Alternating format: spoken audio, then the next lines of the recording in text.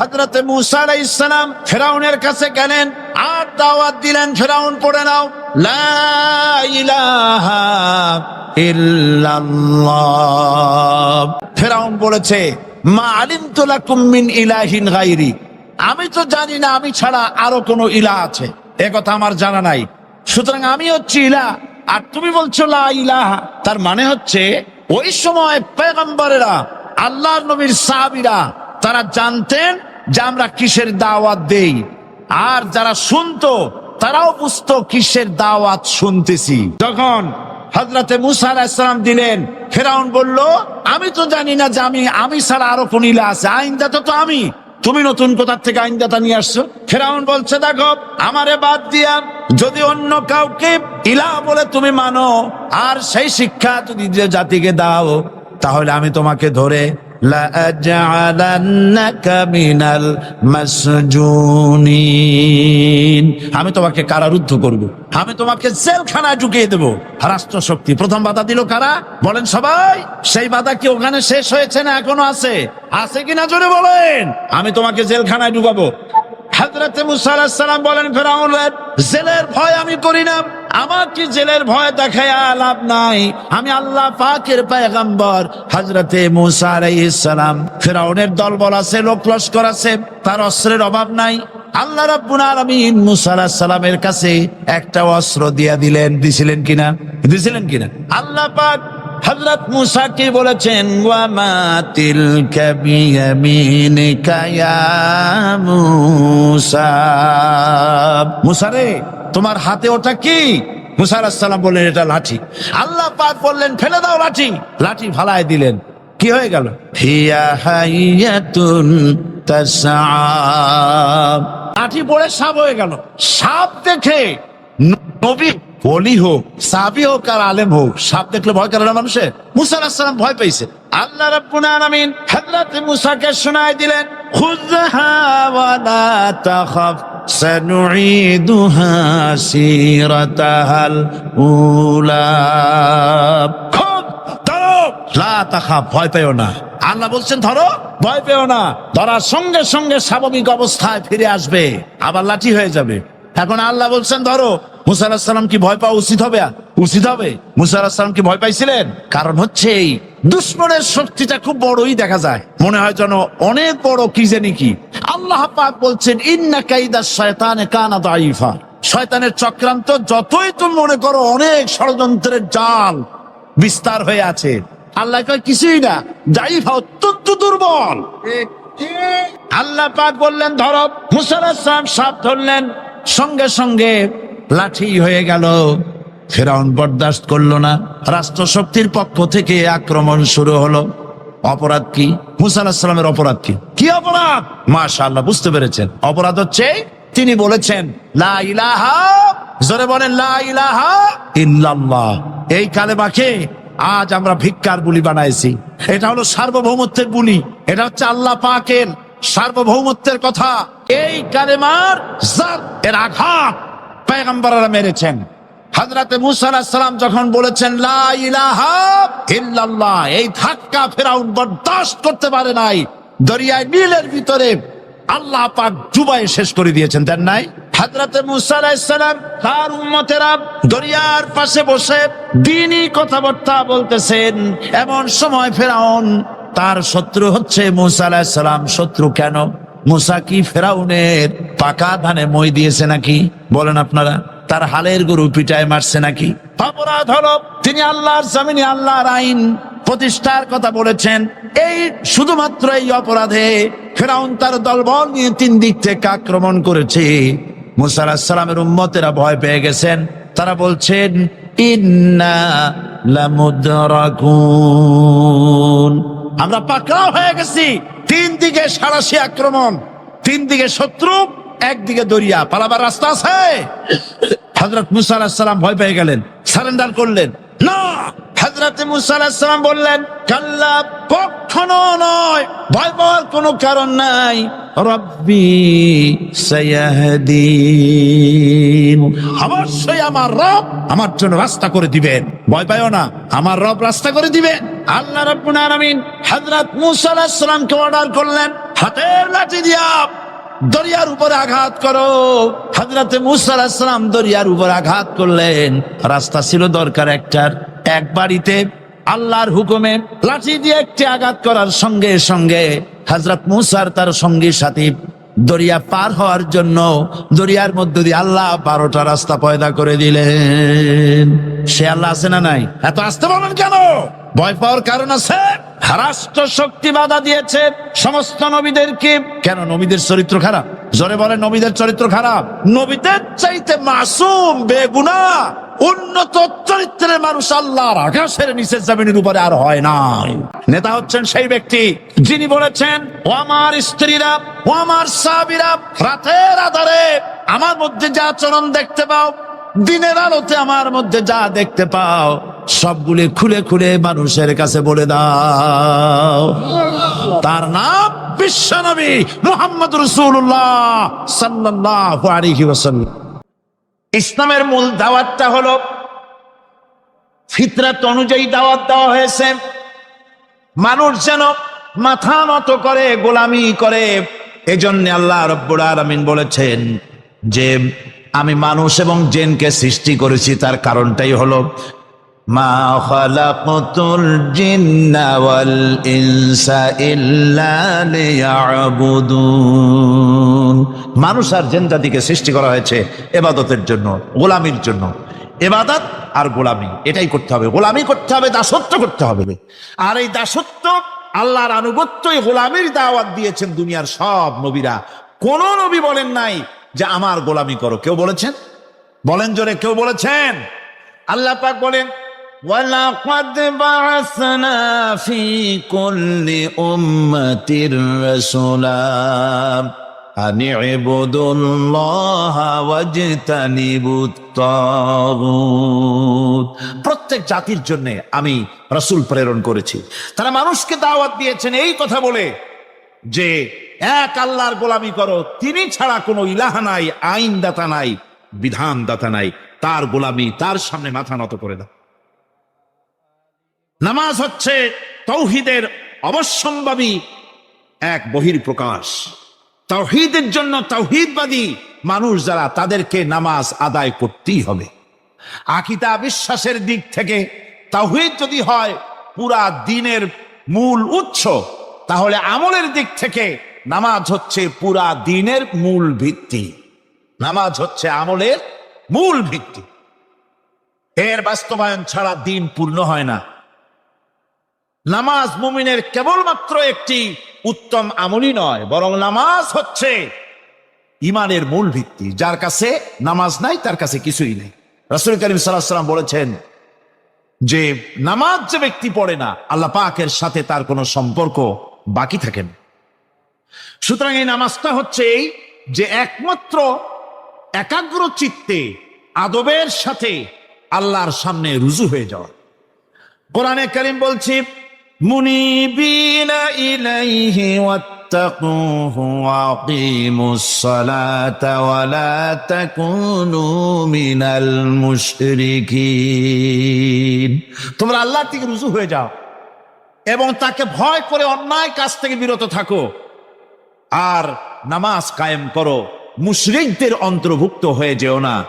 নামাজ কায়েম করা, নামাজের আদেশ কোরআনে কারীমের মধ্যে আল্লাহ পাক বহু জায়গায় করেছেন। ঈমানের পর নামাজই হচ্ছে সবচেয়ে বড় জরুরি। একজন মানুষ ঈমান আনলো, যেমন কালকে একজন ঈমান এনেছে। ঈমান আনার সাথে সাথে তার প্রথম কাজ কি বলুন? বলেন, প্রথম কাজ কি? ফজরের নামাজের আগে একজন ইসলাম কবুল করলেন, তার প্রথম দায়িত্ব নামাজকে আদায় করে দেওয়া, ফজরের নামাজ পড়া। জোহরের আগে কেউ ঈমান আনলো, তার প্রথম দায়িত্ব জোহরের নামাজ আদায় করা। আসরের নামাজের আগে ঈমান এনেছে, তার প্রথম দায়িত্ব হলো আসরের নামাজ আদায় করা। তার মানে হলো ঈমান আনার পর একজন ঈমানদারের প্রথম দায়িত্ব হচ্ছে নামাজ। গুরুত্বপূর্ণ বিষয়, খুব ভালো করে শুনতে হবে, ইয়াদ রাখতে হবে প্রত্যেকটি মুসলমানের। এই নামাজ কি জিনিস, কেমনে আদায় করতে হবে, আদায় না করলে কি হবে, গুরুত্বপূর্ণ এই কথাগুলি প্রত্যেকের স্মরণ রাখতে হবে। কিয়ামতের দিন মানুষ যে জাহান্নামে যাবে, জাহান্নামের জন্য, জাহান্নামে যে সব কারণে যাবে, তার মধ্যে বড় কারণ কালকে বলেছিলাম, দেখি মনে আছে নাকি। বড় কারণ কয়টা? কয়টা?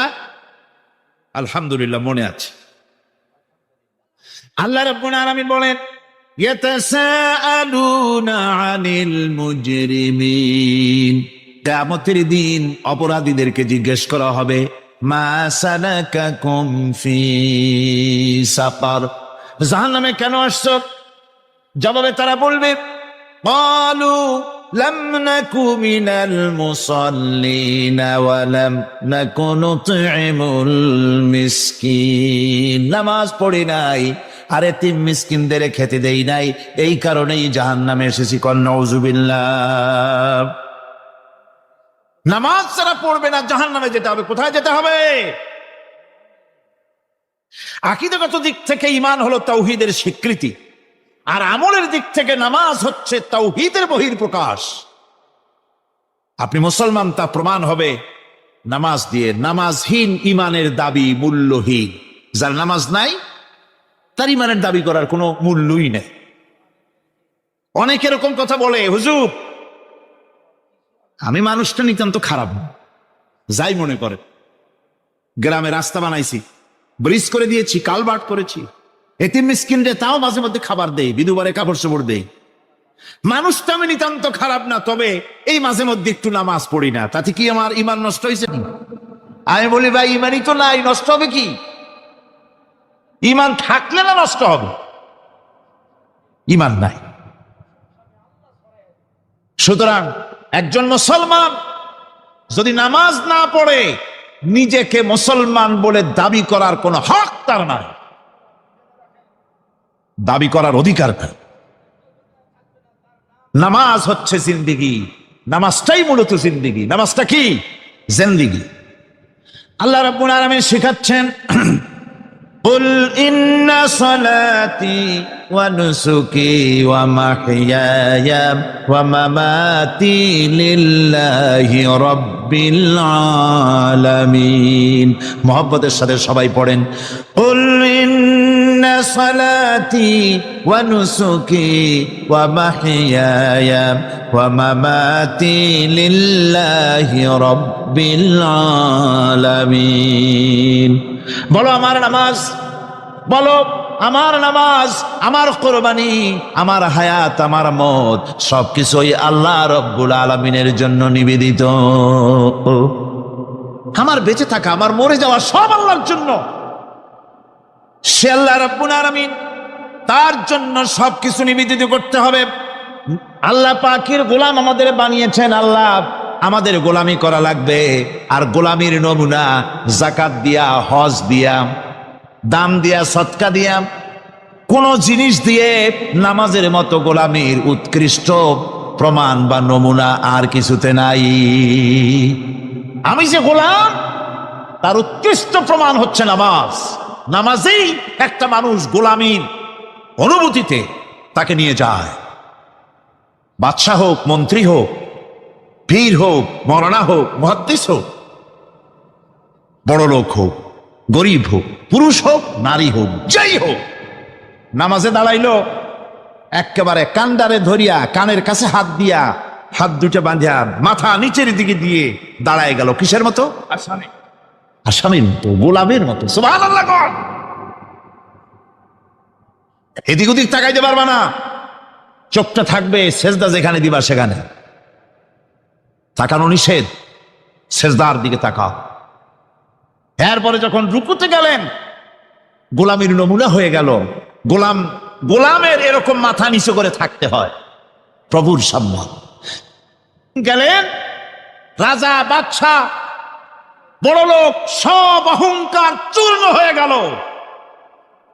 নাক আর কপাল দিয়া আমার মাবুদের দরবারে মাথাটা লাগাই দিলাম জমিনের উপরে। সুবহানাল্লাহ।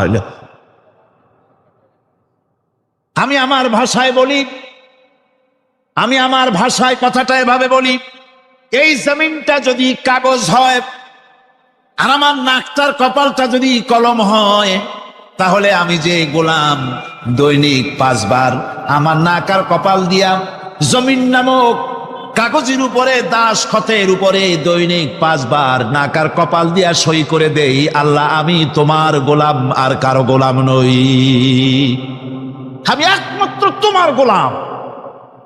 ঘুমের থেকে উঠে সেজদা দিয়া বলি, দুপুরের সময় কাজ ফালাইয়া আর একবার বলি, বিকেল আসার আগে আসরে আর একবার বলি, দিন যখন শেষ হয় আর একবার বলি, রাতে যখন শুতে যাই আর একবার সেজদা দিয়া ঘোষণা করি, মাবুদ আমি তোমার গোলাম। সুবহানাল্লাহ।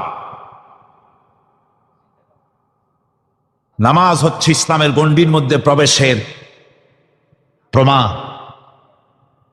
কোরআনে কারীম বলছে, ফাইন তাবু ওয়া আকামুস সালাতা ওয়া আতাউজ যাকাতা ফাইখওয়ানুকুম ফিদ্দীন। সূরা তওবা এসেছে, তারা যদি তওবা করে আর নামাজ কায়েম করে, যাকাত যদি আদায় করে, তাহলে এখন তোমাদের সে দ্বীনি ভাই, এখন ভাই হয়ে গেল। একটু আগে ছিল কাফের মুশরিক, এখন তোমার দ্বীনি ভাই। দ্বীনের গণ্ডির মধ্যে প্রবেশ করা, কলেমা পড়ার সাথে সাথেই নামাজ। নামাজ হচ্ছে দ্বীনের প্রধান গেট, দ্বীনের প্রধান তোরণ। দ্বীনের মধ্যে প্রবেশ করার জন্য এই গেট দিয়ে প্রবেশ করতে হবে। সুতরাং এই নামাজের এতই গুরুত্ব দেওয়া হয়েছে। ইসলাম যদি ক্ষমতায় আসে, আল্লাহ যেন এনে দেন, জোরে কোন আমিন। ইসলাম যদি ক্ষমতায় এসে যায়, রব্বুল আলামিন তাফসীর মাহফিল কোরআন সামনে নিয়ে আশা করে তোমার দরবারে দোয়া করি, এই বিশাল জনসমুদ্রের দোয়া কবুল করো মাবুদ গো, এই বাংলাদেশকে ইসলামের দেশ বানাইয়া দাও। দেশটা যদি ইসলামের হয়ে যায়, আইন যদি আল্লাহর হয়, শাসন যদি সৎ লোকেরা করে, রব্বুল আলামিন কোরআন শরীফে বলেন, তাহলে তারা 4টা কাজ করবে। আল্লাযীনা ইম্মাক্কান্নাহুম ফিল আরদ আকামুস সালাতা ওয়া আতাউজ যাকাত ওয়া আমারু বিল মা'রুফি ওয়া নাহাউ আনিল মুনকার। মুমিনেরা ক্ষমতা এসে প্রথম যে কাজটা করবে, প্রথমে ক্ষমতা এসেই নামাজ বাধ্যতামূলক করবে। প্রথম কি? ওয়াজ নসিহতে অনুরোধ করা হবে না, বাবাজিরা আল্লাহর রাস্তায় নামাজটা পড়ে না। রেডিও এবং টেলিভিশনের মাধ্যমে রাষ্ট্রপ্রধান অর্ডার করে দিবেন, আজ থেকে বাংলাদেশের 12 কোটি তাওহীদি জনতা, নারী পুরুষ যারা আকেল বালিগ, সকলের জন্য নামাজ বাধ্যতামূলক, নামাজ পড়তেই হবে।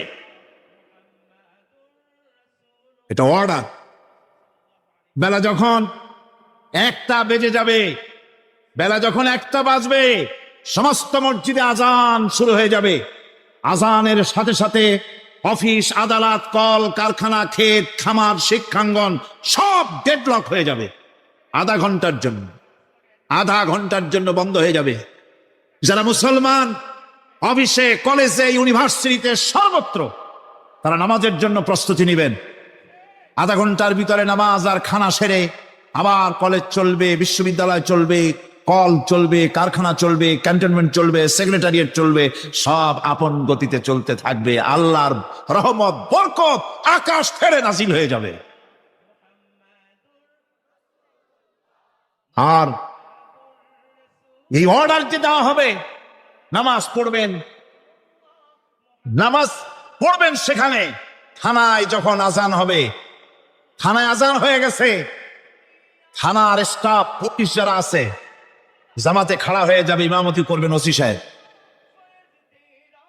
এসপির অফিসে এসপি সাহেব ইমামতি করবেন, ডিসি সাহেব তার অফিসে ইমামতি করবেন, মন্ত্রী সেক্রেটারিয়েট ইমামতি করবেন, প্রেসিডেন্ট বঙ্গভবনে ইমামতি করবেন, বিশ্ববিদ্যালয়ের ভাইস চ্যান্সেলরের ইমামতিতে সে জায়গার মুসলমান ছাত্র ছাত্রী, শিক্ষক শিক্ষয়িত্রী এক জামাতে নামাজ আদায় করবে। এই যদি হয় চিত্র দেশের, অপরাধ থাকবে। থানায় ওসি সাহেব নিজেই যদি জামাতের ইমামতি করেন, এইভাবে নামাজ আদায় করেন পুলিশদের নিয়ে জামাতে, ঘুষ আর খাবে তারা? এসপি সাহেবের অফিসে, ডিসি সাহেবের অফিসে মন্ত্রীরা যদি এভাবে নামাজ কায়েম করে, তাহলে কি অন্যায় অপরাধ কিছু থাকবে সমাজে? থাকবে না। সুতরাং নামাজ বাধ্যতামূলক করে দেওয়া হবে। নামাজ বাধ্যতামূলক, সকলকে নামাজ পড়তে হবে। নামাজ হচ্ছে অপকর্মের প্রতিবন্ধক। নামাজ পড়লে অন্যায় কাজ থেকে বাঁচার পর, অন্যায় থেকে বাঁচাই কিসে? নামাজ। আল্লাহ রাব্বুল আলামিন বলেন, উতলু মা উহিয়া ইলাইকা মিনাল কিতাবি ওয়া আকিমিস সালাম ইন্নাস সালাতা তানহা আনিল ফাহশাই ওয়াল মুনকার। হে নবী, এই কিতাব তেলাওয়াত করো যা তোমার প্রতি অবতীর্ণ করা হয়েছে, এই কিতাব তেলাওয়াত করো আর নামাজকে প্রতিষ্ঠা করো। নিঃসন্দেহে নামাজ মানুষকে পাপাচার থেকে বাঁচায়া দেয়। অশ্লীলতা, পাপাচার থেকে মানুষকে বাঁচায় কে? জোরে চিল্লা এখন কে? নামাজ। এই নামাজ মানুষকে অন্যায় কাজ থেকে বাঁচায় দেয়। নামাজ যে মানুষকে অন্যায় কাজ থেকে বাঁচায়, কেমনে বাঁচায়? আমরা যে নামাজ পড়ি, এই নামাজে তো আমাদেরকে অন্যায় কাজ থেকে বাঁচাইতে পারে না। নামাজি বহুত মানুষ আছে অন্যায় করে, করে কিনা কন? না করে না? করে। নামাজি অথচ অন্যায় করে। আর আল্লাহ বলছেন নামাজিকে, নামাজ তাকে অশ্লীলতা থেকে ফিরায়। তাহলে কথা কাটটা ঠিক? আল্লাহটা জোরে বলেন, কাটটা ঠিক? অবশ্যই আমার আল্লাহর কথা হক। প্রথম যে কথাটা সেটা হচ্ছে এই যে আমরা যা নামাজে পড়ি আমরা তা বুঝি না। কথা ঠিক কিনা? আমি যদি এখন প্রশ্ন করি সামি আল্লাহু লিমান হামিদা অর্থ কি কন, ফার্স্ট ডিভিশনে কয়েকটা লেটার নিয়ে ফেল করবেন এরকম লোক আছেন না নাই? সুবহান রাব্বিয়াল আলা অর্থ কি জানি না। সুবহান রাব্বিয়াল আযীমের অর্থ কি জানি না। দোয়ায়ে কুনুত অর্থ কি জানি না। তাশাহুদ অর্থ কি জানি না। সূরা ফাতিহার অর্থ কি জানি না। এমন কি উযুর মধ্যে কয়টা ফরজ তাও অনেকের জানা নাই। কথা কি বেশি বললাম না ঠিক বলছি? একজনের জিজ্ঞেস করলো, মিয়া উযুতে কয় ফরজ? ভাই হুজুর কি মনে করেন যে বুঝি জানি না? এটা তো সাধারণ ব্যাপার, বলেন না কয় ফরজ? উযুতে তো 17 ফরজ। কি কি কয়? হাত ধোয়া, পাও ধোয়া, মুখ ধোয়া, নাক ধোয়া, চোখ ধোয়া, জিহ্বা ধোয়া, মাথা ধোয়া। বলতে বলতে গুনে দেখা গেল প্রায় 19টার মতো বলছে। বলা হলো, মিয়া বললেন আপনি উযুতে ফরজ 17টা, কইলেন আপনি 19টা। কয় হুজুর জানি আরো, বলি না আপনাদের ভয়তে।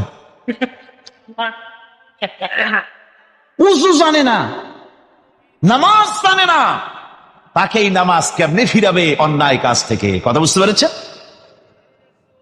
নামাজে আল্লাহু আকবার বললাম, এরপরে সানা পড়লাম, তারপরে সূরা ফাতিহা পড়লাম। সূরা ফাতিহার ভিতরে যে সমস্ত কথাগুলি বললাম সেই কথাগুলি বুঝি না, কি বলেছি তাও জানি না। এরপরে সুবহান রাব্বিয়াল আলা বলেছি, সুবহান রাব্বিয়াল আযীম বলেছি, সামি আল্লাহু লিমান হামিদা বলেছি, অর্থ কি জানি না। আল্লাহ তা শুনতে পান, যে ব্যক্তি আল্লাহর প্রশংসা করেন তিনি তা শুনতে পান। নামাজের মধ্যে আইডিয়া দেওয়া হচ্ছে, তুমি যে আল্লাহর জন্য নামাজ পড়তেছো, প্রশংসা করতেছো, এটা এমন নয় যে আল্লাহ পাক দেখছেন না বা শুনতেছেন না। তুমি যা বলতেছো, প্রশংসা করতেছো, আল্লাহ পাক তা শুনতে পাচ্ছেন। সামি আল্লাহু লিমান হামিদা, সুবহান রাব্বিয়াল আলা। আমি মহান সর্বশ্রেষ্ঠ আল্লাহ রাব্বুল আলামিনের পবিত্রতা ঘোষণা করছি, আমি তার প্রশংসা করছি। সূরা ফাতিহার কি আমরা বলি আপনারা ব্যাখ্যা দেখে বুঝে নিয়েন, সেগুলি আমি এখানে বলে বাকি কথা সব শেষ করতে পারবো না। নামাজে কি পড়েন সেটা যদি জানতেন, অবশ্যই আল্লাহ রাব্বুল আলামিনের কথা কার্যকরী হয়ে যেত। ইন্নাস সালাতা তানহা আনিল ফাহশাই ওয়াল মুনকার। নামাজ মানুষকে পাপের কাজ, অশ্লীলতা থেকে ফিরাতে পারে। আল্লাহ ইন্না বসায়ছেন, নিশ্চয়ই, বেশক, অবশ্যই নামাজ পাপ থেকে ফিরাবে। কিন্তু কেমনে ফিরাবে নামাজ তো বুঝি না। নামাজ তো বুঝি না, খালি সেজদা দেয় জনমের মতো। আর সেজদা কি?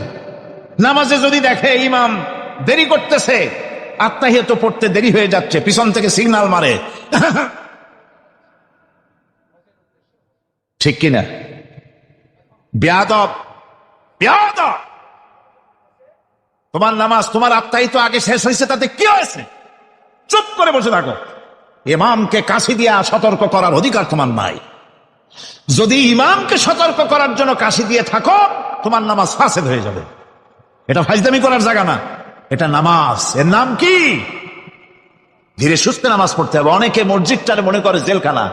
ঢুকতে যত দেরি, বেরোতে পারলে যেন বাসে যান ছটফট করে। সিনেমার মধ্যে গিয়ে ঘন্টার পর ঘন্টা বসে থাকে, খারাপ লাগে না? মসজিদে কেরাত যদি একটু লম্বা পড়ে, পিছনে বসে খালি কি যে করে মনে মনে বলতে থাকে যে ইমাম এমন কাঁচা ছাড়া ছাড়ি না। আর গান যখন শোনে শুনতেই থাকে, কত মজা, ঘুম আসে না। নওয়াজুবিল্লাহ। সুতরাং নামাজে কি পড়েন সেটা আপনাকে বুঝতে হবে। সঠিকভাবে নামাজ পড়ার পরও যদি কোনো মানুষের সঠিকভাবে, ভালো করে শোনেন, সঠিকভাবে নামাজ পড়ার পরেও যদি কোনো মানুষ পাপের থেকে না ফেরে, তাহলে বুঝতে হবে একথা, পানি আর সাবান দিয়া কাপড় ধুলে কাপড়ের ময়লা যাবে, কিন্তু পানি আর সাবান দিয়া কয়লা জনমের মতো ধুইলেও কয়লার ময়লা যাবে না। কথা বুঝে আসছে? এর থেকে আর উত্তম দৃষ্টান্ত আমার কাছে নাই। নামাজ পড়ার পরেও যদি চরিত্র ভালো না হয়, বুঝতে হবে নামাজ হচ্ছে না, কাঙ্ক্ষিত মানের নামাজ আদায় হচ্ছে না। আল্লাহর নবী বলেছেন, যার নামাজ পাপ কাজ হতে ফিরাতে পারল না, তার নামাজ নামাজি নয়। আবার শুনুন, রাসূল বলছেন, যার নামাজ তাকে পাপের কাছ থেকে ফিরাতে পারলো না, তার নামাজ নামাজ নয়, ওটি নামাজ হয় নাই, যার জন্য তার পাপ থেকে তারে ফিরাইতে পারছে না। আর কিয়ামতের দিন বেনামাজিরা সবচাইতে বেশি অপমানিত হবে। সবচাইতে বেশি অপমানিত হবে কারা? বেনামাজিরা। কিভাবে? يوم يكشف عن ساق ويدعون إلى السجود فلا يستطيعون। সেদিন কঠিন সময় আল্লাহ রাব্বুল আলামিন লোকদেরকে সিজদা করার জন্য বলবেন, কিন্তু যারা বেনামাজি ছিল দুনিয়ায়, তারা সিজদা দিতে পারবে না। বলেন নাউযুবিল্লাহ। অবস্থাটা কি হবে? খাশিআতান আবসারুহুম তারহাকুহুম যিল্লাহ। তাদের দৃষ্টি নিচু হবে, লাঞ্ছনা এবং অপমান তাদের উপরে চেপে বসবে, সিজদা দিতে পারবে না। আল্লাহ আমাদেরকে ক্ষমা করুন। কিয়ামতের দিন হযরত আদম আলাইহিস সালাম থেকে শুরু করে পৃথিবীর সমস্ত মানুষের সামনে আল্লাহ রাব্বুল আলামিন সিজদা করার জন্য অর্ডার করবেন। যারা নাকি বেনামাজি, ওরা আল্লাহর দরবারে সেদিন সিজদা দিতে পারবে না, লাঞ্ছিত, অপমানিত হবে। যারা কন নাউযুবিল্লাহ। নামাজ, মুমিনের নামাজ একরকম, মুনাফিকের নামাজ হলো আর এক রকম। মুনাফিকরাও নামাজ পড়ে, পড়ে কিনা কন? মুনাফিকেরাও নামাজ পড়ে। মুনাফিকেরা যখন নামাজ পড়তে যায়, আল্লাহ রাব্বুল আলামিন বলতেছেন, ওয়াইদা কামু ইলাস সালাতি কামু কুসালা। মুনাফিকেরা যখন নামাজ পড়তে দাঁড়ায়, নামাজে আসে ঠিক তারা, কিন্তু নামাজের জন্য দাঁড়ায় খুব শৈথিল্য ভারে, শৈথিল্য ভাবে দাঁড়ায়, কাহিলি, সুস্তি, এ জায়গা চুলকায়, পায়জামা ধরে টান দেয়, টুপিটা ঘুরে আয়, এদিক ওদিক তাকায়। মুনাফিকের নামাজ দেখলেই ঠিক পাওয়া যায় যে বেটা মুনাফিক। এইভাবে সে দাঁড়ায়। তার নামাজটা কি জন্য?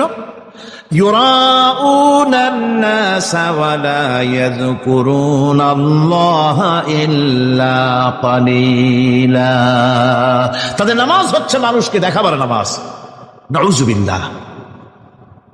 এখন দেখবেন এই মৌসুম আসছে, নামাজের মৌসুম, বেনামাজিদের নামাজের মৌসুম। জনসভা হচ্ছে, নির্বাচন আসতেছে, নামাজে রক্ত হয়ে গেছে, তাড়াতাড়ি আজান হয়ে গেল। টুপি না থাকলে রুমাল একটা মাথায় দিল, উজু আছে কি না আছে, আল্লাহু আকবার, যা আছে কপালে হয়ে যাক।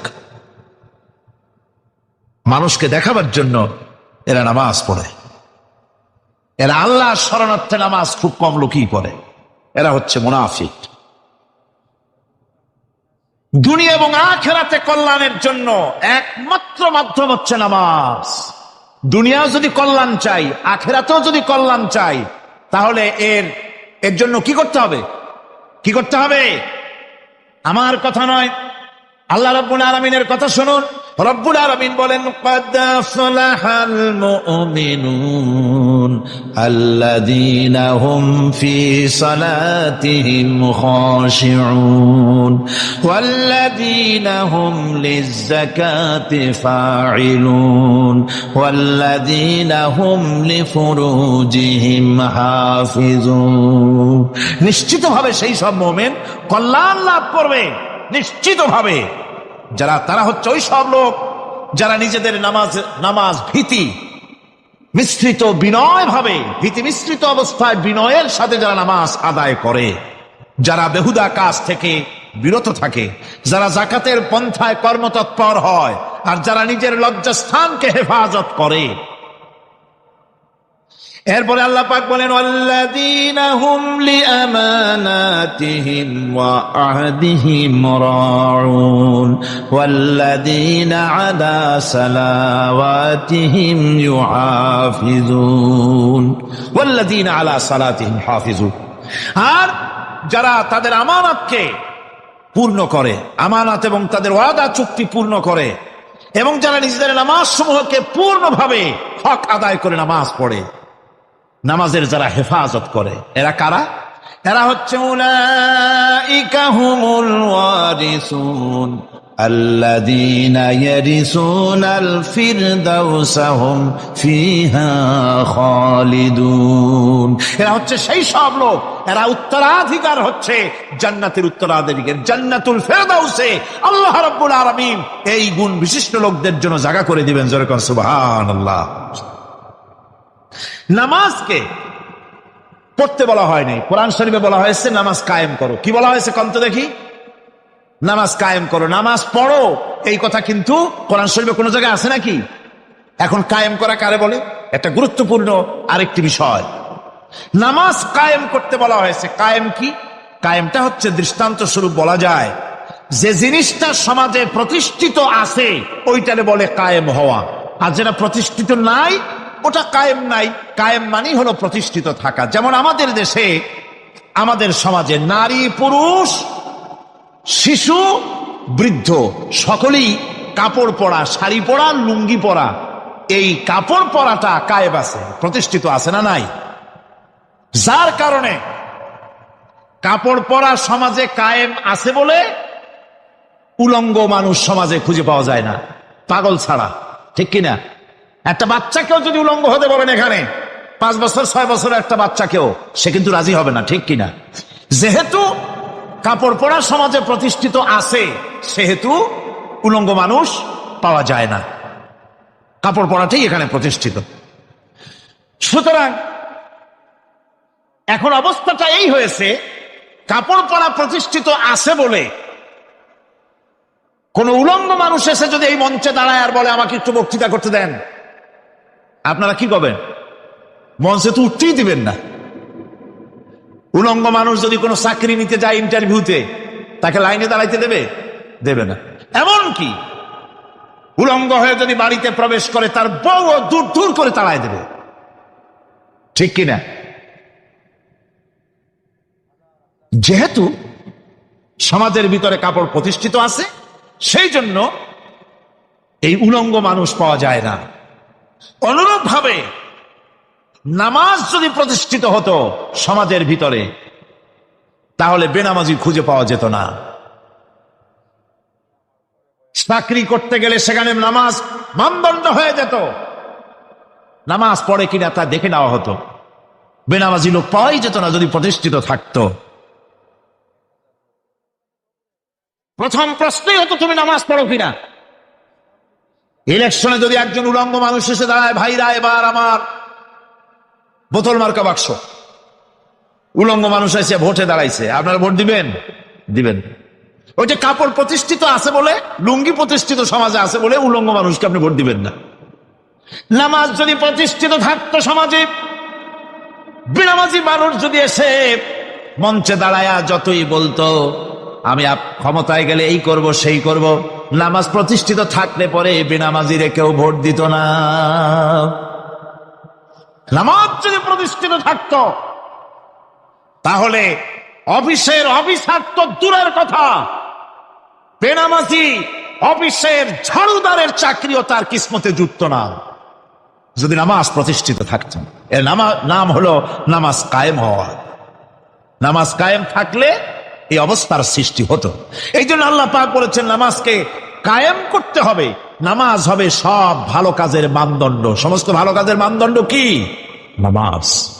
নামাজ আমাদেরকে বড় রকমের শিক্ষা দেয়। কি শিক্ষা দেয়? নামাজ আমাদের শিখায় ঐক্য আর ভ্রাতৃত্ব। ভ্রাতৃত্বের আর ঐক্যের শিক্ষা দেয়। এক নেতার আনুগত্য করা শিখায়। আমার বন্ধুগণ, এই নামাজের জামাতি আল্লাহর নবী জীবনের শেষ নামাজ জামাতে আদায় করেছেন। জীবনের শেষ নামাজটাও জামাতে আদায় করলেন। তখন তার এমন অবস্থা, এত অসুস্থ, দাঁড়াতে পারেন না, হাঁটতে পারেন না। দুইজন সাহাবীর কাঁধের উপরে ভর করে তারপরে বহু কষ্ট করে মসজিদে গিয়ে নামাজ আদায় করেছেন। খুতবা দিয়েছেন। বললেন, খুতবা দিতে গিয়ে বললেন, আজ থেকে মসজিদে নববীর চতুর্দিকের সকলের দরজা বন্ধ হয়ে যাবে, শুধু আবু বকরের দরজাটা খোলা থাকবে। আল্লাহর নবী বললেন, আল্লাহ রাব্বুল আলামিন এই পৃথিবীতে তার এক বান্দাকে জাগতিক সব সম্পদ দিতে চেয়েছিলেন, কিন্তু সে বান্দা সব জাগতিক সম্পদকে উপেক্ষা করে মাবুদের সঙ্গে দেখা করা বেশি জরুরি, বেশি পছন্দ মনে করেছেন। এতটুকুন কথা নবীজি বললেন, কেউ কিছু বুঝলো না। হযরতে আবু বকর রাদিয়াল্লাহু তাআলা আনহু হুজুরের এই কথা শুনে কাঁদতে কাঁদতে তিনি অস্থির হয়ে যাচ্ছেন। সাহাবীরা চিন্তা করলেন, হুজুর কান্না কার কথা বলেছেন, তাতে কান্নার কি আছে? বয়োবৃদ্ধ, জ্ঞান বৃদ্ধ হযরতে আবু বকর রাদিয়াল্লাহু তাআলা আনহু বুঝতে পেরেছেন এই পৃথিবীর সব সম্পদ তো আল্লাহ হুজুরকেই দিতে চেয়েছিলেন। তিনি সমস্ত সম্পদকে উপেক্ষা করে তার মাবুদের সঙ্গে দেখা করার জন্য প্রস্তুতি নিয়েছেন। তার মানে হলো আল্লাহ নবী বিদায় হয়ে যাবেন, আমরা নবী থেকে এতিম হয়ে যাব। নবীজি ঘরের মধ্যে প্রবেশ করলেন। প্রচন্ড জ্বর এলো। এই প্রচন্ড জ্বর নিয়ে তিনি শুয়ে আছেন, কখনো বেহুশ কখনো হুশ। এর মধ্যে সার আজান হয়ে গেল। সাহাবীরা বহুক্ষণ অপেক্ষা করে হযরত আবু বকরের ইমামতিতে নামাজ শুরু করলেন। হুজুরের হুশ এলো। প্রশ্ন করলেন, আয়েশা রে, এখন কোন সময়? হযরত আয়েশা বলেন, ইয়া রাসূলুল্লাহি, মসজিদে নববীতে নামাজ শুরু হয়ে গেছে। সাহাবীরা অনেকক্ষণ অপেক্ষা করে আমার বাবার ইমামতিতে নামাজ পড়তেছে সবাই, কিন্তু সাহাবীরা কেঁদে কেঁদে নামাজের মধ্যেই কাঁদতে কাঁদতে অস্থির হয়ে যাচ্ছে। তাদের মনের ধারণা হয়েছে নবীজির পেছনে নামাজ পড়ার কিসমত থেকে তারা মাহরুম হয়ে গেল। নবীজি বলেন, আয়েশা, দরজা খুলে দাও আর আমার মাথাটা একটু উঁচু করে ধরো, আমি একটু নামাজের দৃশ্যটা দেখি। দরজা খুলে দেওয়া হলো, নবীজির মাথা উঁচু করে ধরা হলো। নামাজের জামাতের দৃশ্য দেখে নবীজি আবার শুয়ে পড়লেন। হযরত আয়েশা লক্ষ্য করে দেখেন নবীজির দুই চোখের কোনা দিয়া পানি পড়তেছে। মা আয়েশা জিজ্ঞেস করেন, ইয়া রাসূলুল্লাহ, হে, নামাজের দৃশ্য দেখে চোখে কেন পানি এলো? হুজুর বলেন, আয়েশা রে, এটা কোনো দুঃখের পানি নয়, এটা তৃপ্তির পানি। এই যে জামাত নামাজ পড়তেছে লোকেরা, এই জামাত কায়েমের জন্য তায়েফের ময়দানে অনেক রক্ত আমার ঝরেছে। উহুদের ময়দানে দান্দান মুবারক শহীদ হয়েছে, সাহাবায়ে কেরাম জীবন দিয়েছে। এই যে জামাত আমি দেখতে পেলাম, ভবিষ্যতের একটা ছবি যেন চোখে ধরা পড়লো। আমার মনে হলো কিয়ামত পর্যন্ত এই পৃথিবীতে আমার যত উম্মত আসবে তারা এইভাবে করে জামাতে নামাজ আদায় করবে।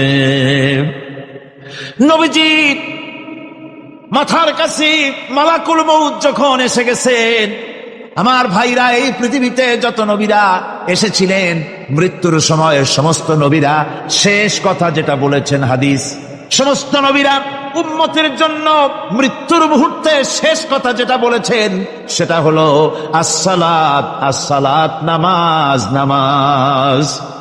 আমার নবী যখন বিদায় হয়ে যান, বিদায় মুহূর্তে মেয়ের কথা বললেন না, কলিজার টুকরা নাতির কথা বললেন না, জামাইয়ের কথা বললেন না, স্ত্রীর কথা বললেন না। মৃত্যুর সময় শেষ কথা বললেন আসসালাত, আসসালাত ওয়া মা মালাকাত আইমানুকুম, নামাজ, নামাজ, আমার উম্মতেরা নামাজ, আমার উম্মতেরা নামাজ ছেড়ে দিও না, নামাজ। যে নবী উম্মতের জন্য এত কাঁদলেন, নামাজের জন্য এত কথা বলে গেলেন। আল্লাহ রাব্বুল আলামিন নামাজের জন্য এত নির্দেশ করলেন, নবীজি ইন্তেকালের সময় নামাজের কথা বলে দিলেন। সেই মুসলমান আজ নামাজ আদায় করে না, নামাজ পড়ে তো নামাজ শুদ্ধ হয় না। যেখানে আছেন ওখানেই নামাজ পড়তে হবে, আর তা পড়তে হবে আদবের সাথে, মহব্বতের সাথে। আপনারা বিরক্ত হচ্ছেন না তো? অন্তত এক তাসবিহ পরিমাণ তো বটেই। যদি তা না হয়, রুকুর থেকে দাঁড়ালেন, সেজদায় চলে গেলেন, ওয়াজিব তরক হলো। সেজদা দিলেন না, নামাজ ফাসেদ হয়ে গেল, নষ্ট হয়ে গেল নামাজ। এটা পাগলামি না।